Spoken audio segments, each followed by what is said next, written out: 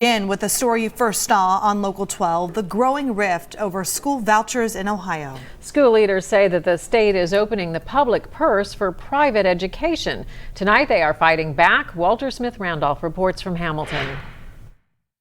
More than 40 school leaders from across Butler and Hamilton counties spoke out against the EdChoice program today. They say the way the program is currently configured could have a devastating effect on the public school system. They say tax dollars meant for public schools will now go to private schools, and they worry they will lose millions of dollars. If the legislators do not listen, if they do not bring us about immediate change, the many districts across the state of Ohio are going to have to consider fiscal ways in which they can maintain their programming and their experiences for students, and maybe even possibly consider ways that you have to make some reductions. That's the fear of these school leaders as they stare down a February 1st deadline for Ohio's school voucher program.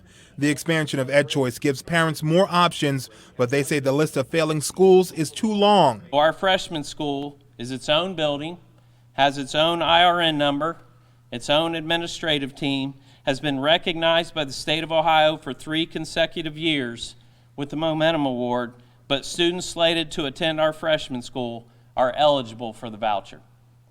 There is no reasonable explanation for these kinds of loopholes in this program. As Local 12 first reported last week, the list of failing schools was 300 long back in 2016. Today, there's more than 12,000.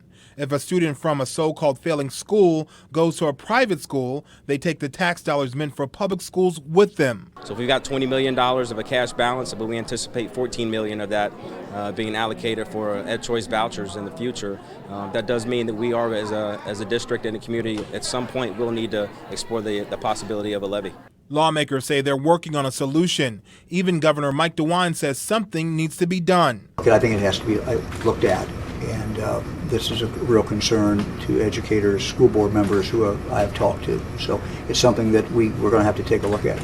Until then, these educators are bracing for the worst.